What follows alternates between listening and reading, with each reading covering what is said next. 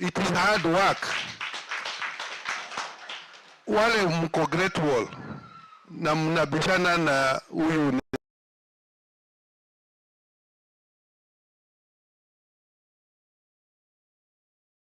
sasa. London Distillers, me when I was a child, Edeman akakuja akajenga estate. Ameweka sewage ya kwanza Kenya hii juu ya barabara. Mimi sijawahi kuona sewage nyingine on top of the road. That is because of no planning.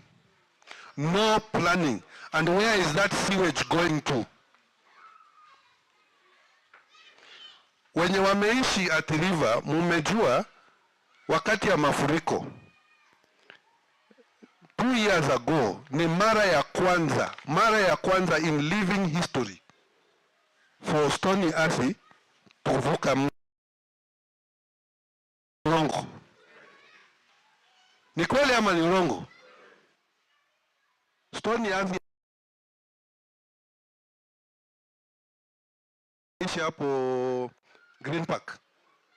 Nyumba zao zinazama kwa sababu ya nini? No consultation. Huko mto imefungwa na ikadivert maji. Watu hawako consult. Hiyo maji kaja ikaharibu manyumba za watu.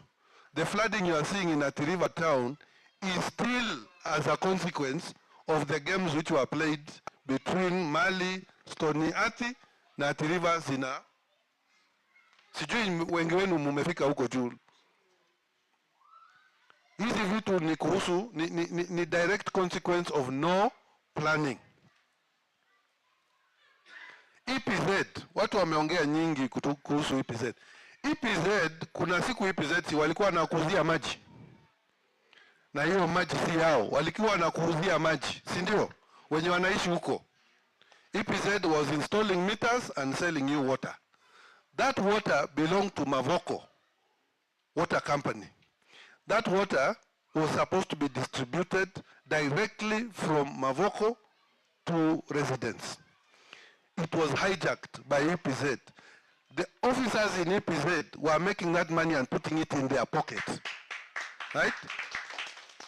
Wakafikiri sisi ni wajinga. Tukaenda hapo Kitengela na Mheshimiwa Rais. Rais akasema hiyo pipe ndio kuwe disconnected, Mavoko wauze maji wao wenyewe. Watu wa EPZ ati walijaribu kutupeleka kotini. Tukawanyorosha mapema na asubuhi. Najaribu kuwaeleza ya kwamba kuna vitu ambayo tunajua ambayo imetendeka hapa na imetesa wananchi sana. We know the secrets. Mkianza kuuliza juu ya maji, kuna project fulani inaitwa Northern Collector iko hapo Murang'a. Northern Collector inangojea tu kitu moja, inangojea pipeline ya kilomita 30 ilete maji kutoka Murang'a, mali inaitwa Kigoro Treatment Works, mpaka mali inaitwa Getadhuru. Kuanzia Getadhuru, hiyo maji inatakiwa iletwe mpaka Mavoko Athi River. Na inatakiwa isambazwe from JKIA ifuate line iende mpaka Joska na ikuje chini mpaka Kenanya mpaka interchange ya kwenda Kitengela. No, bado. Mko na ingine yenu. But this water, if our leaders do not fight for it, itakuwa diverted. The plan for Northern Collector was to serve the lower part of the metropolitan area. This metropolitan area includes Mavoko Athi River. So, I want to tell you, I know where I'm going to get your water from. See, guess what? Sasa, pipe ya Nol to Resh. Nol to Resh inaanza Loitoktok, inakuja junction ya Emali, na inafuata barabara, inakuja mpaka hiyo interchange ya Kitengela, inachukua left turn, na inaenda mpaka Isinya. That water was for Machakos. It was diverted and taken to Isinya. Now, our leaders are too scared to tell you the truth. But not to raise water, I can guarantee you, we are going to make sure, number one, We will talk to the governor of Makueni, because Makueni has a seat in the board of Nolturesh. The governor of Kajiado has a seat in the board of Nolturesh. The governor of Machakos is the recipient of this water. We must distribute this water. Kuanzia Konza kuelekea Kimutwa, ukifika Kapiti inaingia Vota Katumani, ukifika Chumbi inaingia Chumbi na iteremke chini kwamba shamba ya mzungu. Right? Upande ya right inaingia Madhatani, inaenda mpaka Mua, mpaka upande ya juu. Kuje chini mpaka Athi River, ipite kwa Mulinge, ipite hapo ndani kwa EPZ na ijoin ile maji inatoka wapi? Murang'a, si ndio? Now, do you understand when I tell you water is not such a big issue? It is a management problem. Now, shida ambayo Nolturesha tujachukua maji is because now Machakos Water Company is broke. Mawansco is broke. So, ile inatakikana ni tufanye nini? Tuwanyoroshe, si ndio? Wenye kufanya kazi wafanye, wenye kulipa kodi walipe, wale ambao hawajalipa their water bills walipe. Ndio tuchukue hiyo pesa so that we can distribute water to other people.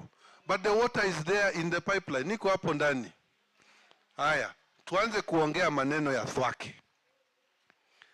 Maji ya Thwake ni sumu tupu na itaua Wakamba.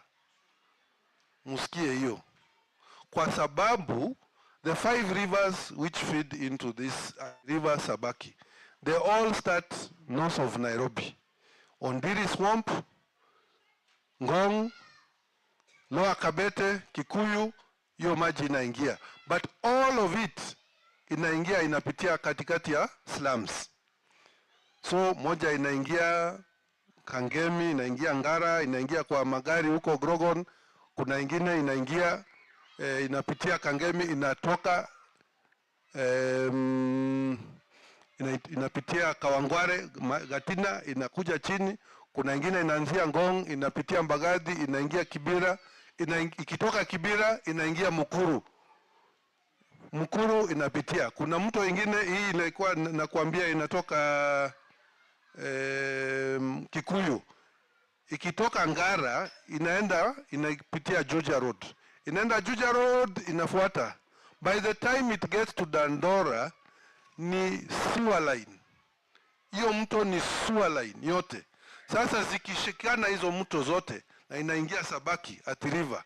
What do you think you are getting on the other side? Si ni sumu tupu. Sasa ni nani amesimama kutetea haki ya wenye wanataka kutumia hiyo maji kuanzia Machakos kuelekea Kitui kuelekea mpaka huko chini kuelekea Pwani? Who is it who has stood to fight for this? You tell me. Wale ambao wanasema siongei Kikamba, umewahi kumsikia wakiteta? Na ndio wamekuwa bunge wote. Nani kati yao amesimama na ameweka motion kusimamia hiyo maneno? So all I am saying is this.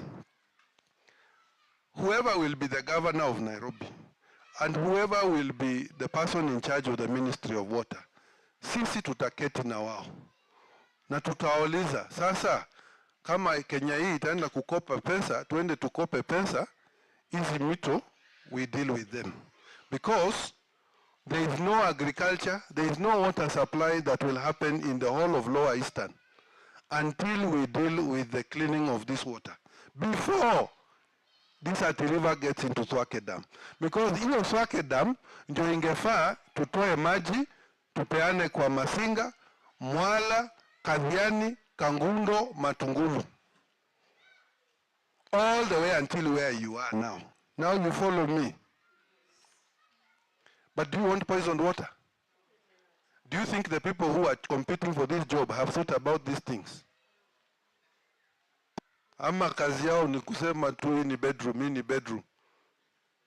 Me, I don't make noise, lakini hakuna mahali sitakanyaga na hakuna kitu watafanya.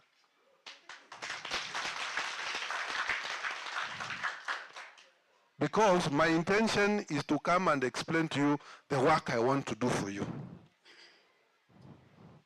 Tumeongea sana maneno ya education. In my previous meetings, wacha niseme vile nimesema before, ndio musikie. ECD, you must, I'm reading here that there are no ECDs. There is no public playgrounds. There is no space for children. Why?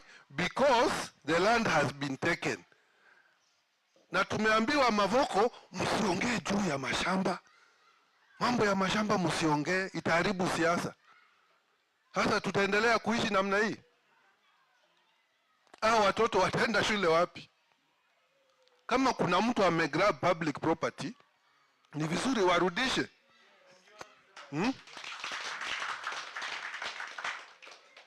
Mimi nimekaa na Mheshimiwa Rais miaka 7. Na tukiwa na yeye amedeal na inaitwaje kihumwiri, tumedeal, titles zimepewana.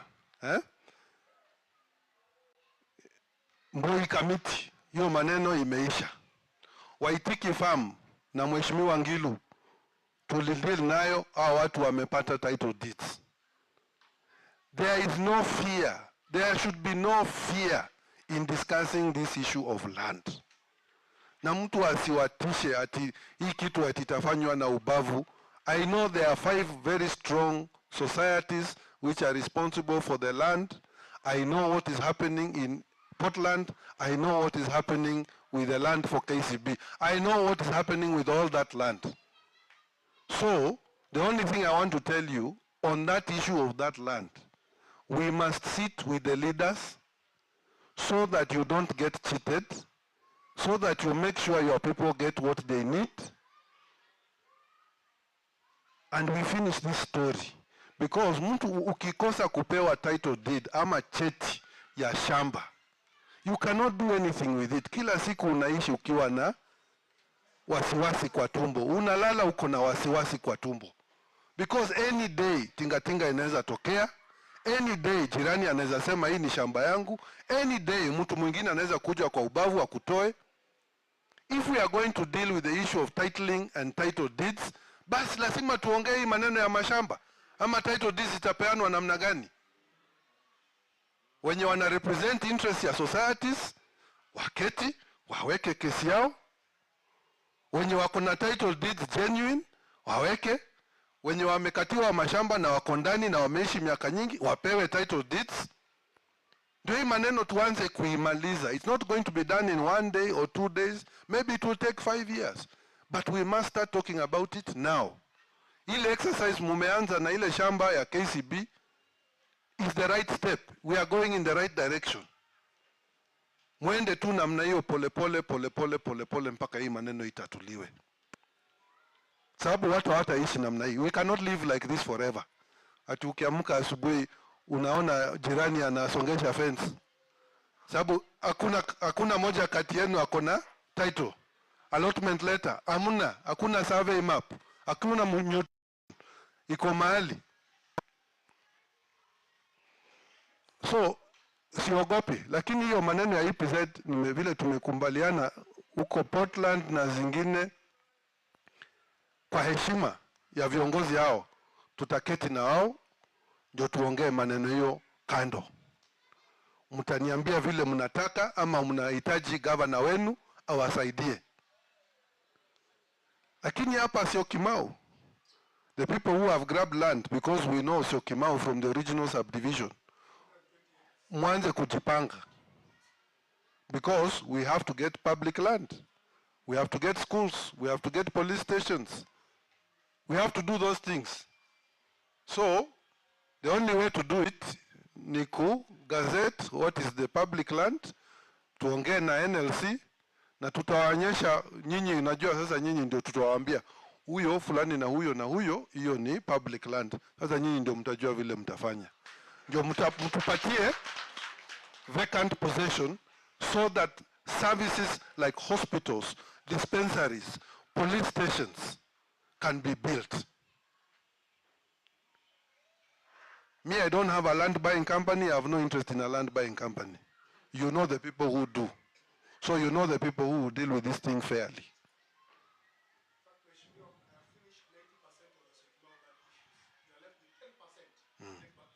Yes.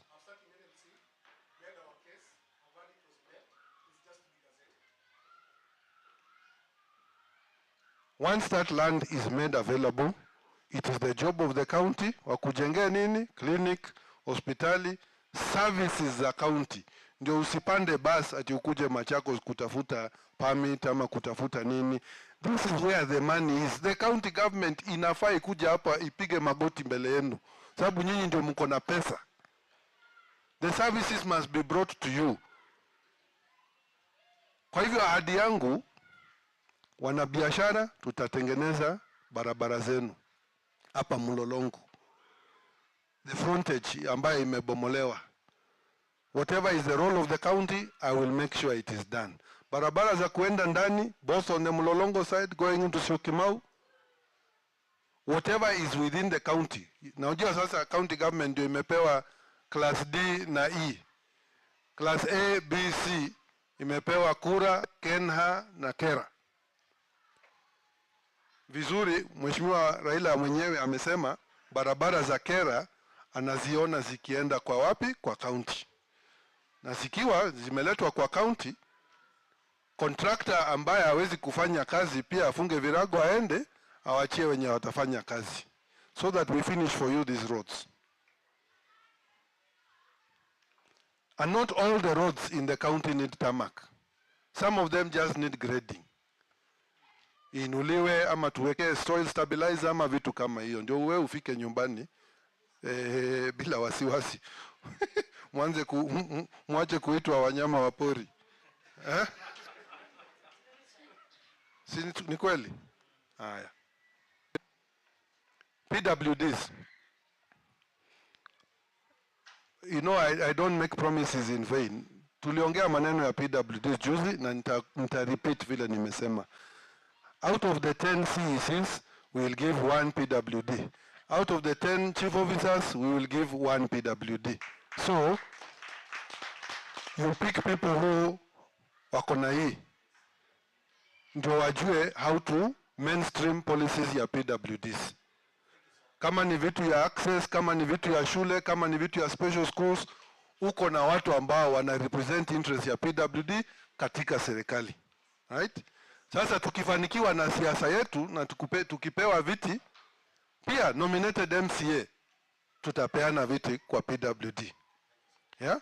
So, hiyo message upeane. It's a straightforward issue, si hakuna haja ya kudeliberate maneno mingi. Hiyo ni ahadi. And it is easy to fulfill. Zoning we have covered, si ndio? Bodaboda. Watu wa bodaboda wako wapi na transport sector? Kitu ya kwanza tutengeneze barabara. Ndio msaidike mwache kubadilisha Machakos kila siku. Sio ni kweli? Lakini pia lazima usaidie serikali. Sababu nyinyi ndio mmejaza ward zote za hospitali. Na mnamalizia wengine airtime hapo.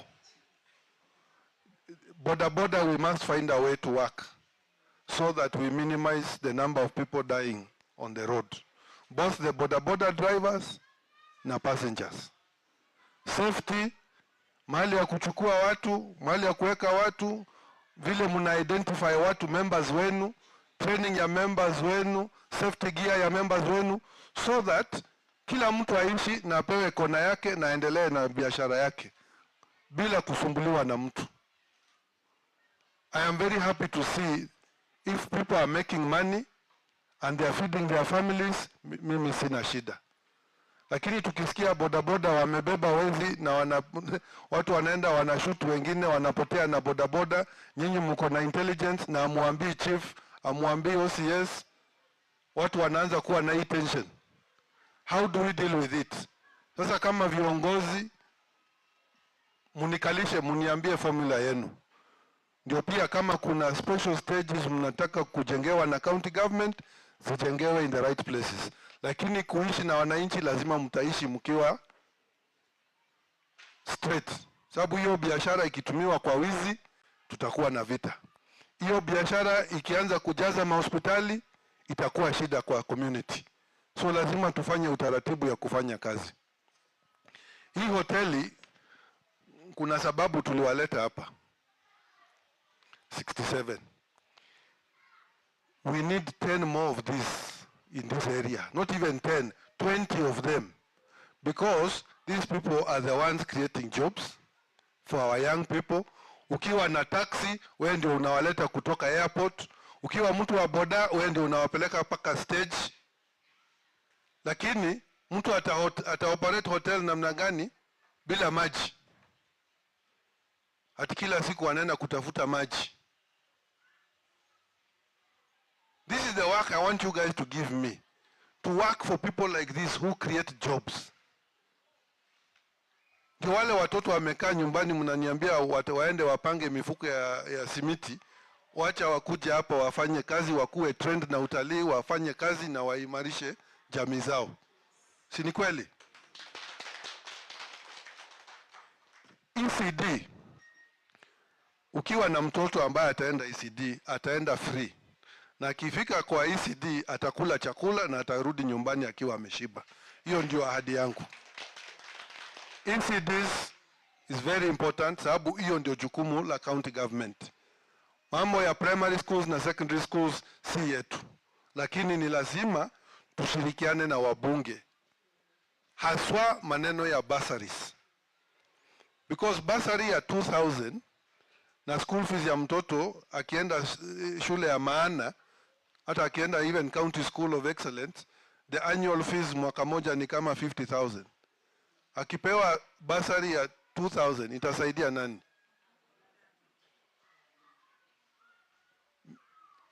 Nimeongea na wabunge kadhaa na ni ombi langu ya kwamba wengi wao watarudi na watapewa viti vyao na wananchi, sababu tumekubaliana ya kwamba hizo pesa ambazo wako nazo, every MP is given 100 million shillings kwa CDF. Hiyo pesa iko na kazi mbili tu. Inahusisha maneno ya elimu na security. Hiyo portion ya elimu wameisplit. Kuna wale wamejenga, wanasaidia shule kuweka classes, kuweka dormitories na kuweka vitu zingine. Mimi nimeahidi ya kwamba ile pesa ambao watatoa kwa bursary, county government itamatch shilling for shilling. So wakisema if their CDF iko na 100 million na wameweka milioni 20 tuseme, I will give another 20 million for that constituency from the county. Lakini the reason is this. Tukipeana bursary, lazima tuchague mtoto ambaye number 1 anahitaji hiyo bursary. Wazazi hawajiwezi, hawana means ya kulipa hiyo fees, na tukishika huyo mtoto akianzia form 1 lazima tuende na yeye mpaka amalize shule. Sababu ukimwacha kwa mataa haisaidii mtu. The bursary program needs to be restructured because lazima tusaidie au watu ndio watoto wamalize shule. Kama wazazi walikuwa wameshindwa kulipa this term na hawana kazi, ama labda hao watoto ni orphans na wanalelewa na grandparents, inamaanisha hata next term hakutakuwa na pesa. Next term pia hakutakuwa na pesa. So ukishikana na huyo mtoto, lazima tuwe na mpango ya kuona huyo mtoto aidha amalize primary school au amalize secondary school. Akimaliza secondary school na apite na aende chuo kikuu, hiyo ni baraka ya Mungu. Akikosa kupata marks za kuenda chuo kikuu na anaenda polytechnic, huyo sasa anarudi kwangu. Because the role of county government, na governors wengi hawataki kuongea hii, ni kuimarisha vocational training. Vocational training ni kumaanisha huyu mtoto anaingia, anapewa certificate course, kazi anafundishwa 6 months, useremala, plumbing, welding, kutengenezaji wa magari, teknolojia ya kompyuta, hizo ndogo ndogo na hizo vitu. When they get that skill, ile siku akitoka na certificate yake, ni mtu ambaye anaweza kuajiriwa on the spot. I will finish for you your vocational training facilities. Every constituency imepewa TVET. Kuna TVET kubwa Machakos, iko na catchment area ambayo inaweza fikia hapa, lakini haijakamilika. There is a lot of hanging institutions. Tumeongea kuhusu Machakos Technical University. Sahi wanasema 70% degree, 30% vocational. Sisi tunataka warudi 50-50. 50 degree, 50% vocational. Ndio watoto wetu wapate nafasi. Wale ambao hawatajaliwa kupata grades za kuenda university, lazima wapate elimu ingine tofauti. Na bursary na scholarship ndio kutoka county government. Lakini pia mtaniuliza tena, sasa Bwana Waita, hiyo pesa utatoa wapi?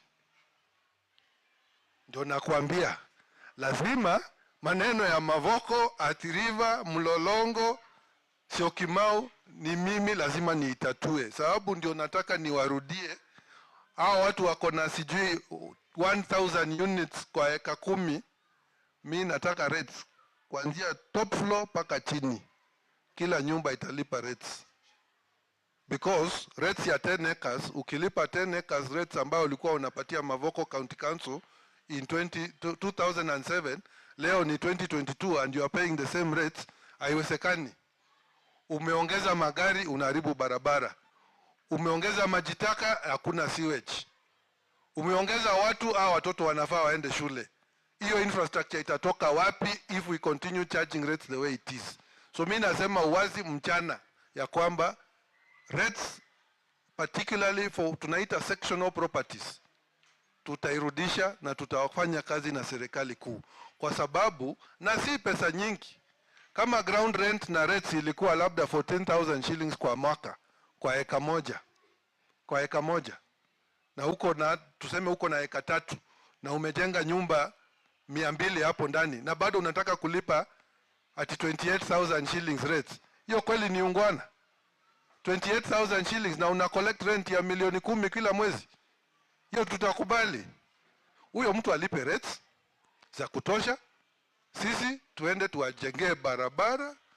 Hizo scholarships mnaniuliza pesa itatoka wapi, nitatoa huko. Factories, before December, any factory which is discharging pollution into our river here, either wataitengeneza ama tutaifunga mpaka watengeneze. Sasa watu watasema ati nakuja kuharibia kazi, lakini si tumeongea maneno ya hii sumu. Hii sumu inaingia mpaka Swake. Tutadeal nayo namna gani if we don't start to enforce the law? Na hiyo law si ya serikali kuu, ni ya county government. Pollution is the job of the county government. Hata NEMA, ukiuliza NEMA will tell you enforcement order lazima itoke wapi? Kwa county. Tutapeana hizo enforcement orders kama peremende kila siku mpaka watu wakuje laini. If an investor wants to come and build and create wealth in Machakos County, they must fit within our zoning. They must dispose of pollution, wastewater, and other things properly. They must provide access in the correct way for persons living with disability. We must give them an opportunity to hire our young men and women wapewe kazi. Hawa washikadao mimi nitaketi na wao. Wengi wao mimi nawajua. I know most of those investors. Na wengi wao waongei Kikamba. So msidanganywe, nitaketi na wao wanaongea Kiswahili, wengine ni Wahindi, tutaongea Gujarati na wao kidogo, Kizungu kidogo, ndio tuwaambie kama kuna factory unataka kuexpand, wacha tukupatie nafasi mahali, tumefanya zoning ya factory ya aina hii, ujenge huko. Mama, vile umeongea maneno ya EPZ, si ile kitu unataka kutatuliwa ni access na exit. Nilienda kuona Union Secretary General wa Kotu, akanirifer to Secretary General wa Allied Workers. Anaitwa ati? Kivuva, not Kivuva. Kavuvi. Bwana Kavuvi, Benson. If nobody stands to protect and defend workers, particularly the people in leadership. Those people will be misused and they will be abused.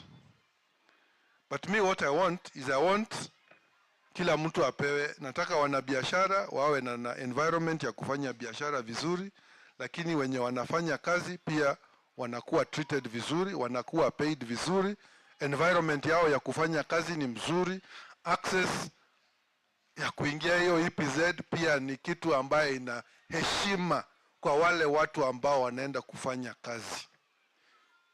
We will not allow anybody working and living in this county to be disrespected by any investor. They must be given decent conditions of living. They must be given decent access. They must be given a safe place to work. Sio ni sawa? Haya. Sijui kama kuna kitu ingine nimewacha. Informal settlements tumeongea. Hiyo tumesema tutaipeleka offline. Tutatafuta viongozi, tuketi na wao, tuangaliane macho kwa macho, muniambie Bwana Waita, hii ndio kitu tunataka ufanye. Kama mnaona sitoshe hiyo kazi, mtaniambia pia kwa uwazi. Na mtani advise vile inafaa to deal na hiyo issue. But at a very minimum, wale ambao wana haki kupata shamba zao watapata. Wenye wanahitaji kupata hati miliki watapata. So that one you can be guaranteed that I will do. Quarries, sand harvesting, watu wakilipua quarries mkiwa mmelala, hiyo ni discipline tu. Mtu amepewa license ya kutoa mchanga mahali fulani between this hour and this hour. Wacha afuate license, afanye kazi yake. Akikosa kufuata license, we confiscate the lorry, we find the person, mpaka waingie laini. I don't see it as a big issue. Tumedanganywa ya watu, they are so powerful ati the whole county government cannot enforce watu wakifanya illegal mining. That mineral wealth is the wealth of this county. Kitu ya kwanza mimi nitauliza is how come quarrying and sand harvesting is not producing cess? All the quarrying activity, ile cess revenue ilitokea in 2020-2021 ni 360 million shillings. 360 million shillings, na hizi quarries zinajenga mabarabara kuanzia hapa mpaka Murang'a. Hata hiyo barabara ya kuenda Kenol Sagana inajengwa na kokoto kutolewa hapa. How is it possible expressway ya 59 billion shillings, na nyingi hiyo ni simiti, mchanga, changarau na hii hardcore? How is it possible that we have only collected 300 million shilling cess? Hii pesa ingine imeenda wapi?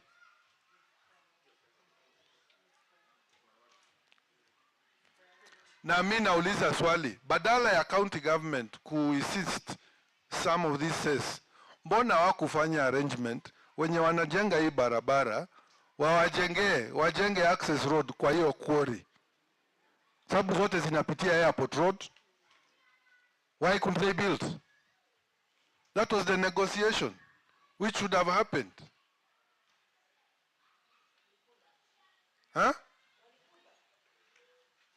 Na hiyo pesa itafaidi nani? Because that road, this contractor, if you had told them, hiyo says tutakupatia discount, lakini barabara ya 7.5 kilometers, wangeifanya na wangekuwa wameimaliza by now. Ndio nawaeleza tafadhalini. Msinione ati hii kazi naitafuta, and I've taken your advice very seriously. Msifikiri sijachukua advice. I have taken it very seriously. Juzi nilienda kuona mabishop wa kanisa na wakaniambia, kama umekuja style ile tuliona kitambo, wewe kijana tutakupatia support. Mtu ambaye anaweza kukalisha mabishop kwa parking masaa matatu wakichomwa na jua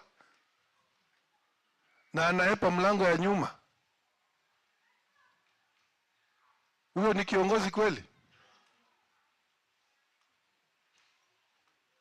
I don't know the other work of a governor. Labda mimi sijaingia ofisi, labda kuna kazi nyingine wanapewa ambaye inawasimamisha in our block kuongea na wananchi. I don't know, maybe there's another job, I don't know. But if you are a good manager and you delegate, uko na CECs, uko na deputy governors, wacha wasukumane na makaratasi, mimi niende niongee na viongozi wa communities, ya residents associations, tusikie mashida zao, because that is the job of the leader. There is no other job. Msidanganywe ati iko kazi nyingine anaenda kufanya. Kazi ya governor ni kuwafanyia kazi. Nyinyi kazi yenu ni kuchagua wale viongozi ambao watakurepresent kwa hizo mikutano. Mimi ni kusema mwezi huu tutakutana round table leadership from Mavoko sub county. Next month I will meet the ones from the other sub county. The other sub county.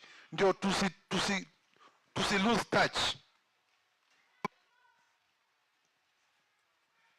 Na hiyo ni ahadi yangu. Hiyo White House si kanisa ati mtakuja mtakae nje mkiabudu, hapana. Is a public office. Tutaifungua, it will be accessible. Ile ofisi ya deputy governor tutaifunga. Wacha deputy governor akuje tufanye kazi na yeye kwa hiyo White House. Ndio hizi ofisi zingine tuzifungulie, they do public service. They do public service. Kama kuna madaktari hawana maofisi, wacha tuwapatie hizo ofisi. So that when they go to work, they can go to work feeling proud that they are working for county number 16, which I want to promise you, by the time I finish my 5 years, we will be county number 1 in Kenya. I know where the money is. I know who to talk to. Any of the politicians who will be elected from MCA paka senator, mimi ndio nitawatafuta. Hawatakuwa na haja kunitafuta, because they have been elected to represent the people. I want them to help me to make sure that when we are doing development plans, we are incorporating all the views, even the views that we don't like. Which is why I told my team, msihangaike ati mnasema mnafukuza watu ya wapinzani na nini. Wachana na hiyo, wacha wakuje, because it is better you tell me the truth. Vile mnaona ground iko, badala ya kila mtu kuniambia mambo ni shwari, kumbe kwa ground mambo ndio tofauti.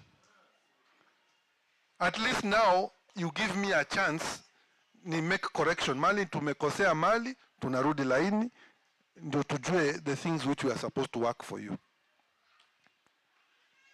Sijui kama sasa mmeanza kunijua ama mnaona mimi bado ni sinema mimi pia.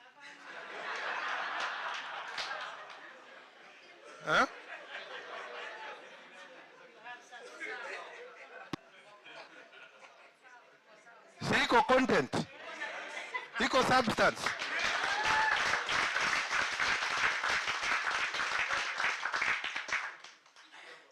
So, msiogope ati mtanipatia kazi nitatoroka nimehepa. By the way, wakati nilimwambia Mheshimiwa Rais nilikuwa nataka kujiuzulu nitafute hii kazi, akacheka karibu 5 minutes. Akacheka.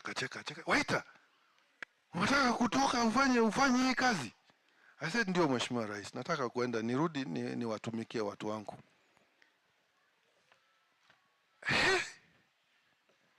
Na hiyo ofisi si umekaa miaka mingi sasa, utawezana na hiyo? Utawezana, utaenda ground kusukumana na wanasiasa? Nitamwambia sasa Mheshimiwa Rais, hii kazi si ni kutafutwa, tunaitafuta. Tutaenda kila mahali, tutakula hiyo vumbi. Tutadance, kama ni kudance tutadance. Kama ni kufukuzwa tutafukuzwa, lakini kuomba kura tutaomba. Sasa akasema naona haujatoka hapa patupu, at least you have learned something. But he supported me 100%. Because yeye ndio ame-enhance history ya Nairobi metropolitan area. Now metropolitan area, kwa nyinyi ambayo hamjui, metropolitan area inaanzia Mai Mahiu, Kajiado, Konza, Donyo Sabuk, Thika, round until Kiambu. There is money outside of devolution. So hii si ile 15% ati tunapewa shareable revenue. Kuna pesa specifically imetengwa kwa metropolitan area. Mimi nataka kuenda niipiganie hiyo pesa kwa sababu nitawaeleza the bulk of the population in the metropolitan area are coming to live in my county. I want to be able to make sure that those people are coming and we have the infrastructure for them. I want those investors to come and bring the investment here, because mtu ambaye anataka kujenga factory ya eka 10 hataenda Thika, because there is no, hakuna eka 10 huko, hakuna eka 10 Kiambu, na kienda Masaini labda atapata eka 10 lakini hakuna stima na hakuna barabara. So the best place is where? Here. Now, mtu akileta hiyo factory na anaingia ile zoning tumeongea juu yake, na ameingia hiyo mpangilio yetu, kitu ya kwanza anatuletea makazi, anatuletea revenue, kila mtu anafaidika, wenye maduka wanafaidika, wenye transport sector wanafaidika, wenye kuuza bidhaa mbalimbali wote wanafaidika. Lakini hao watu hawatakuja hapa wakisikia gavana yao ni mtu wa kuteta, makelele mingi ya kutisha watu, ya kufanya nini. Wengine wanapewa statement ya kusoma wanashindwa. Hao watu ndio unataka kuwatuma, they represent you. Najua mimi nimetusiwa sana. Ati kama na ndeziki kamba haya. Ukienda county assembly na unasoma budget, unasoma na lugha gani? Si ni kweli? So, mi swali langu ni hii. Kama mimi sijui Kikamba, ni kosa langu na ni shida ya kulelewa na naomba radhi. Lakini kila siku mi najifunza, naongea, and by the time mimi miaka 5 inawisha, sitawachomea picha, tutakuwa tukikoroga.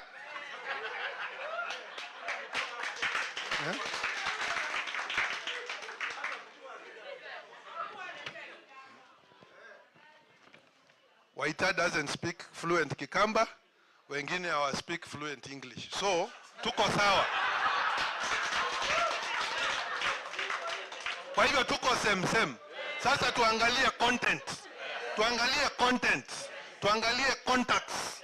Tuangalie networks. Tuangalie track record.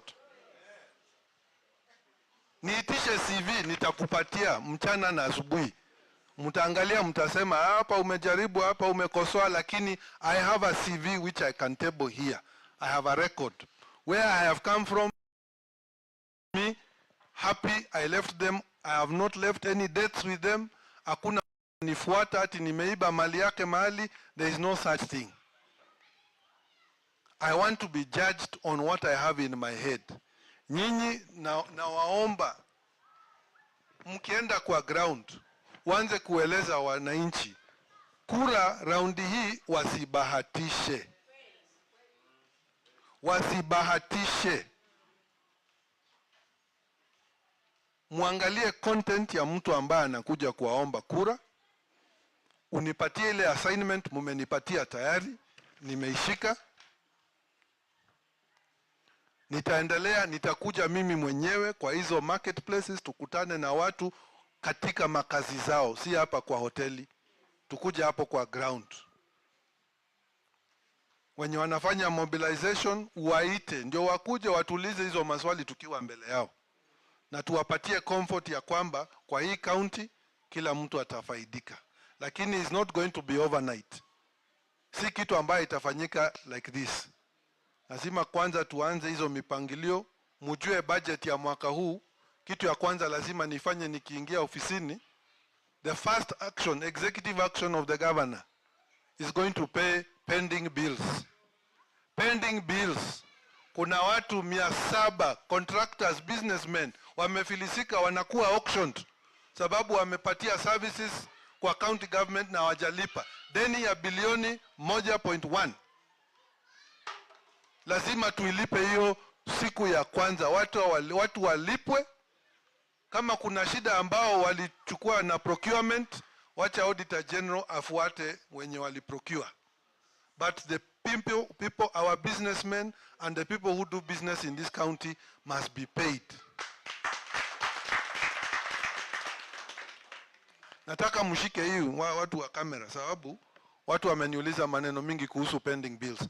Pending bills lazima zilipwe, and it is going to be the first executive action. Sitaki kuishi na deni ya mtu. Wacha tulipe. Next year ndio tuanze kupata hela zetu. Mahali tumeona kuna watu wamekuwa wajeuri, hawalipi rent.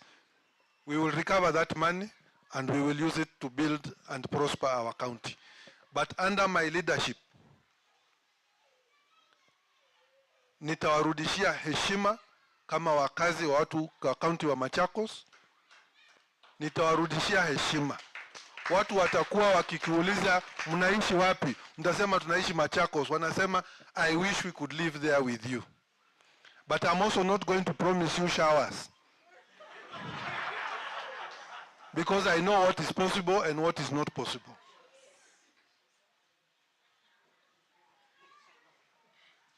Ombi langu, mnishike mkono, mnipeleke kwa wananchi. Wakikuuliza maswali, tafadhali uwajibu kwa niaba yangu. Wale ambao wako na wasiwasi, uwatulize mioyo zao, uambie sisi hatuna hasira na mtu. County yetu ni county ya kila mtu. Jamii ya Wakamba ni watu wakarimu sana in the whole country. For us to develop this county, we must think differently.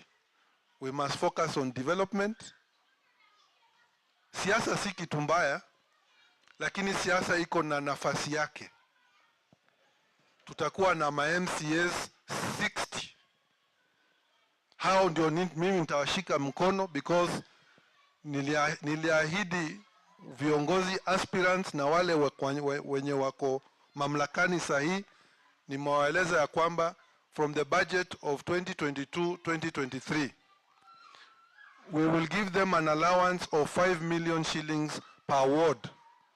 The reason for this money is let the MCA identify the dispensary, the level 2, the level 3 facility in his ward, to make sure if it needs repair, we repair it. If it needs new room, we build with them. It is also the job of the MCA kuhakikisha kwamba ECDs zitajengwa at the ward level. That is why I want to plan that money for them. The priority will be done with the MCA. Si ati pesa tutawapatia cash. Tutawapatia tukuambia kila ward mumepewa hiyo milioni 5 ya MCA kuketi na wananchi kukubaliana. ECDs na health facilities ndio tuwasaidie. MPs tumekubaliana wakitoa pesa ya bursary, we will match shilling for shilling. Wakitoa pesa ya scholarship, we will match shilling for shilling.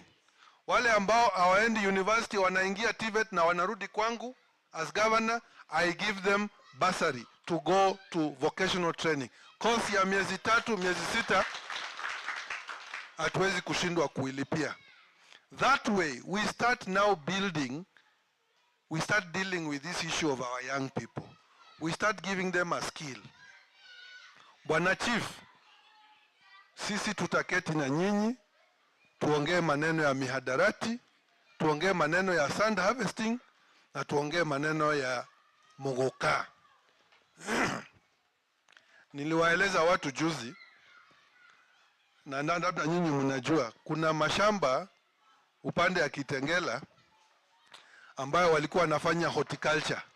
Hii horticulture inaenda kwa airport na inaenda ngambo. Wakakata hizo mashamba zote na wakapanda muguka. Wakaiweka kwa drip,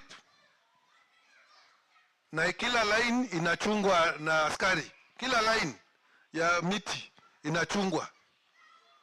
Na hiyo muguka ndio inamaliza vijana wetu kuanzia hapa paka Kibwezi.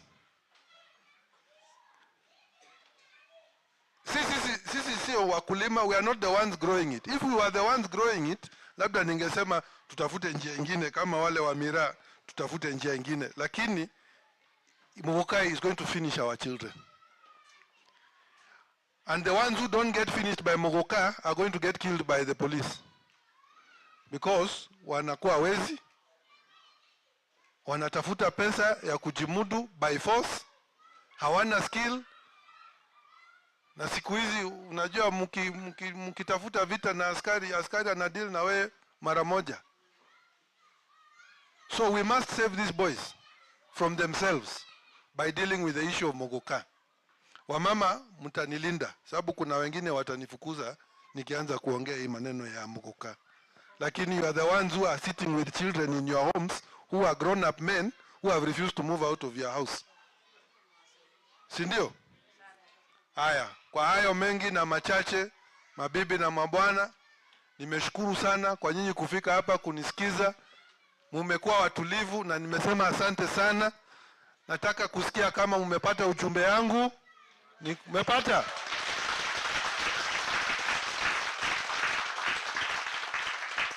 Masakumbe. Masakumbe. Lelo. Ngaiya muadhime na iadhima masaku yetu. God bless you. Murudi nyumbani vizuri, mufike vyema, na natamani sana kuwapata kwa ground tutetemeshe hii mavoko yenu. Wenye wanasema ni bedroom wajipange.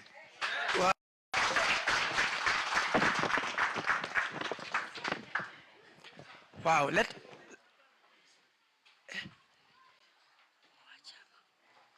let us clap kindly. Tukuna ngei moko. Nakuwa nisiki kamba mugese kwa siya ni mutabasia na kisungu. Kwa uspichi sutenzeo ni mwamienda yutwe wati. Nundo nakuya mbunge ona ya county kunena wa kisungu na Kiswahili. Ulote na elewa nosisi mundu wa kuona kwa kuelewa ni kisungu wake kata. Na yele gwende to isukwa ndeto nzeo tiwa. At this point I want to acknowledge former this current MCA Alphonse uko wapi? Alphonse, I carry sitting MP MCA ama wale wa the other session. Former MCA, karibu sana. Muku nange imoko. Our incoming governor, kuna concern ya watu wa malori wa Mlolongo, wanasema we need to train those youth. Wengi mechanics na shades za kurepair. I think that will be added somewhere. Sababu malori zote zisiko za Kenya zote ziko Mlolongo. We need proper mechanics. Watrainiwe vizuri na wapate shades za kutengenezea. So we'll put that addition. Jagi yako wapi? Jagi, is he around? Oh, uko hapo? I don't know whether you'll mind coming. Ukikuja nianze just come along, please. Please, Jagi, kuja.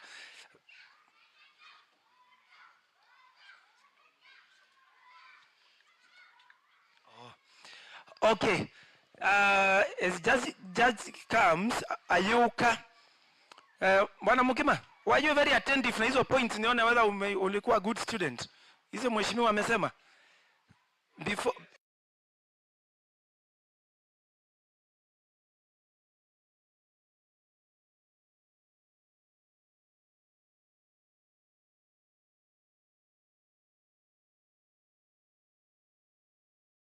Hello.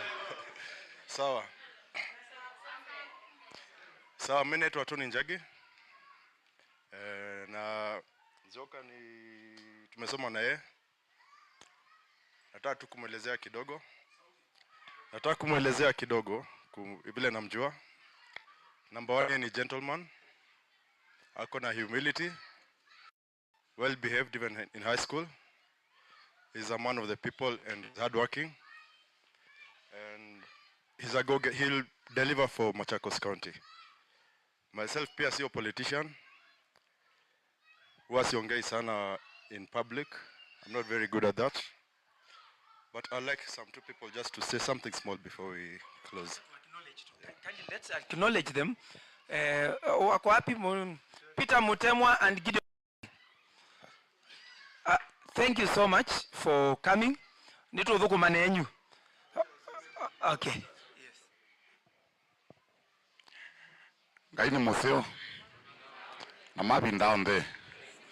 Yes, kwa majina naitwa Peter Kitemwa.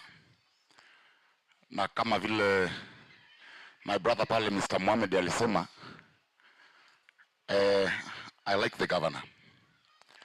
Niliitwa na Bwana Njagi some times ago. Akaniambia niende tuanze kufanyia kazi hata kama mimi sijai kumuona. And I liked him even when he was working with the president. Mtu ambaye ametoka huko na unaambiwa anakuja kukufanyia kazi, if you are not bad kwa akili yako, huyo unamkaribisha tu mapema. Ama namna gani? Badala mtu mwingine kuja kukupigia siasa. In fact, we are here because we are thirsty for leadership. We are so hungry for leadership. Teka muina wendi wotongo imoyoka ba. Mokita bana rumwe na wendi wotongo na mwenda uthukumwa. Kwa huu madam ambaye amesema ametoka Mudhwani, I'm also your neighbor. I come from Mua. Na most of the services ambazo hauna pia sisi hatuna. But I was born in Athi River. Kwa hivyo Athi River ndio town yangu. Watu wengi wa Athi River wameniona, wamenijua tangu nilikuwa mtoto. Na shida za Athi River sasa ndio nyingi.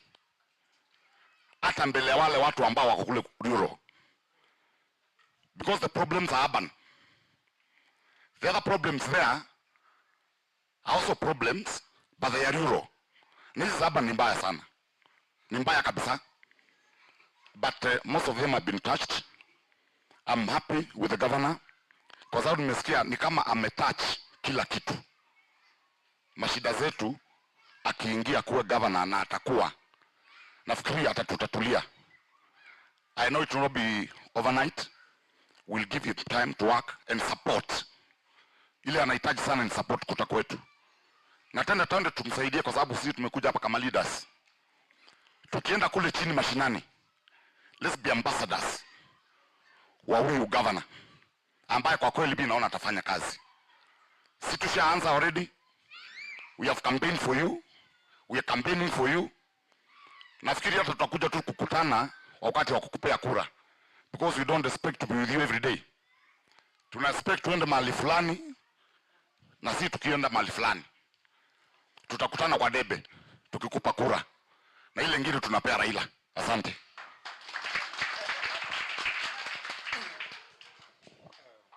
Habari zenu.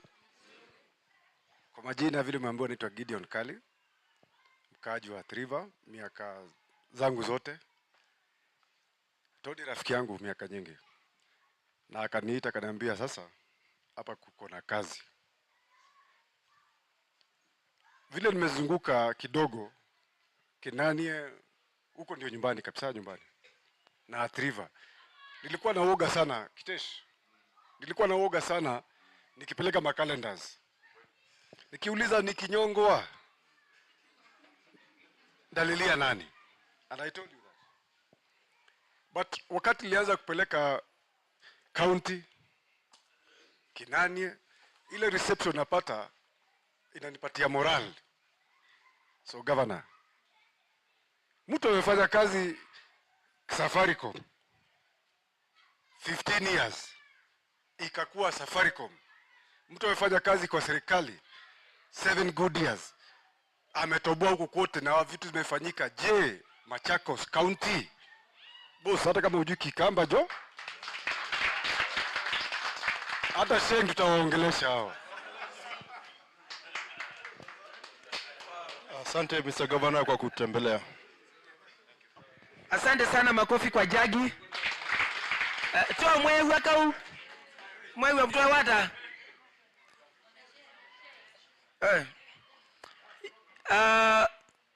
Yes, niende na umutungia mubiano ndo akumesya masasu.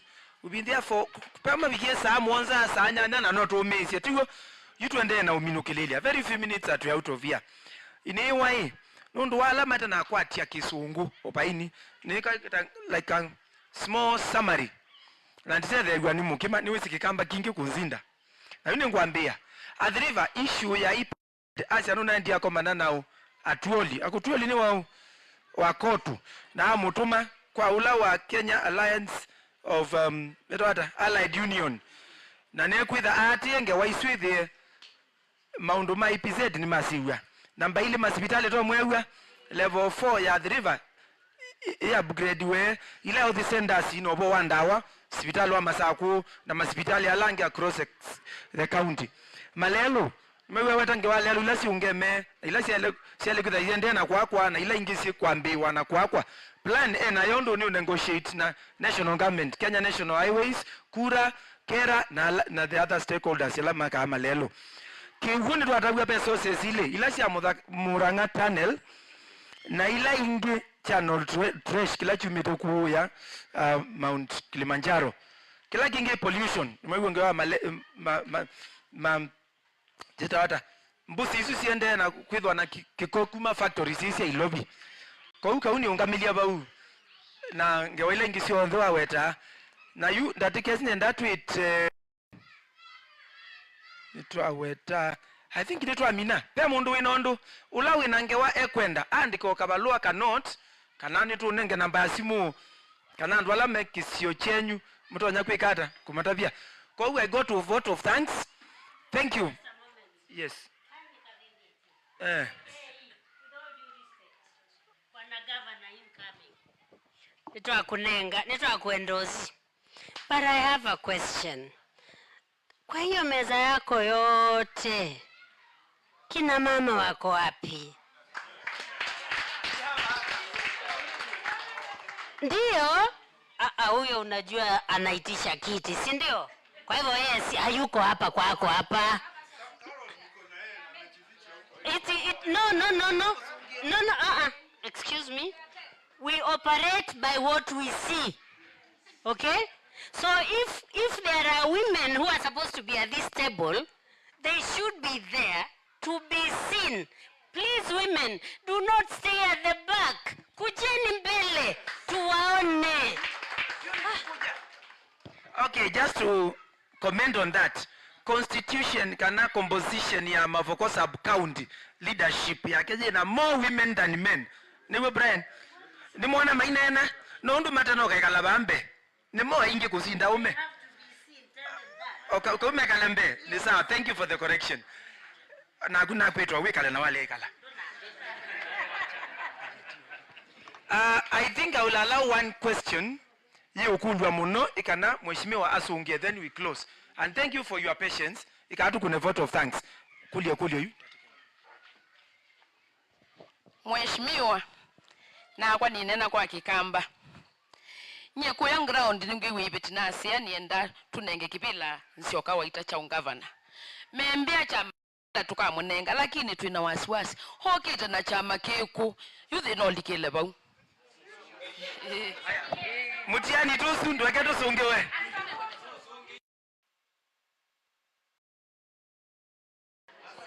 Okay, thank you. No, wait here, Azimio. Sorry. Maybe you can touch on that a bit.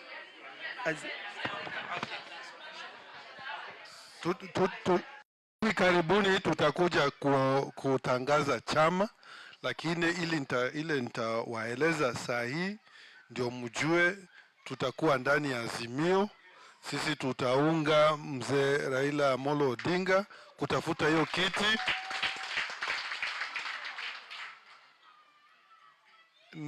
Nikitangaza chama labda italeta mtetemeko kidogo, lakini msiogope. Msiogope. Hii siasa inataka saa ingine tuwe wagumu kiasi. Nilikuwa nimeomba na nimekaa karibu na kiongozi wetu ya jamii Mheshimiwa Kalonzo Musyoka, na tumekuwa marafiki sana miaka mingi, na nimekuwa nikimsaidia katika hizi harakati za siasa. Nikaomba nafasi kwa hiyo basi, lakini nikapata basi imejaa, hata watu wanaanguka kwa mlango ya nyuma. Naona sitakuwa peke yangu, naona wenye kuanguka kwa hiyo basi watakuwa wengi.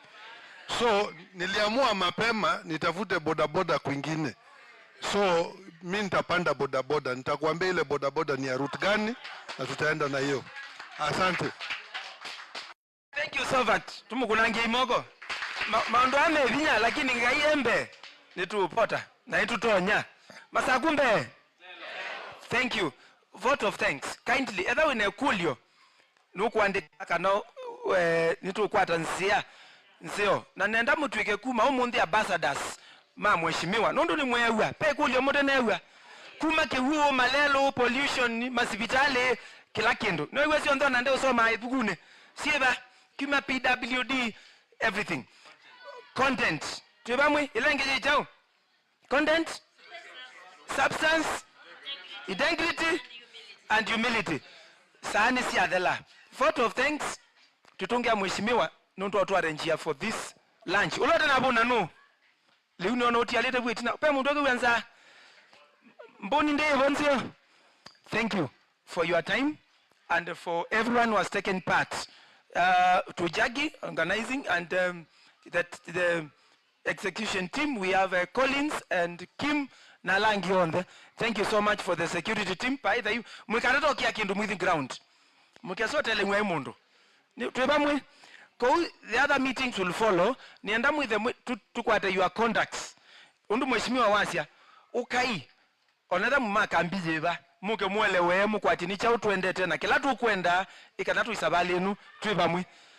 Thank you so much. Kwa onalande na mu recognize kana nalatu na munenge vote of thanks. May God bless you na yutu ukulia mheshimiwa atiboye na tuipinga chathiki na aboya tuyikala obani mutia na Ben mukima for a minute mheshimiwa na timu yake mayuma luka. Thank you so much.